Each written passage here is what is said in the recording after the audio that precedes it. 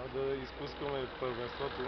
Както преди казаха, с летящ старт уверено се движиме към целта. Амбицията ни е до края на септември града да бъде саниран на 90% от това, което е допустимо и да придобие един нов облик, модерен, съвременен, европейски. Както виждате, по съвсем различен начин изглеждат блоковете, колкото до помощта на правителството. Ами аз ще го кажа по друг начин. Без помощта на правителството, на премиера, на министър Павлова, на цялото правителство нямаше как да се случи тази програма.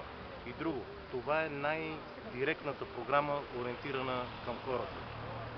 Мисля, че ползите за всички са повече от ясни. От една страна гражданите, вие сами попитахте, намаляването на разходите, от друга страна това, което целяхме, стимулиране на малкия и на средния бизнес. И всички процедури доказаха, че именно малките и средните фирми са тези, които печелят търговете и по този начин ние стимулираме точно тях.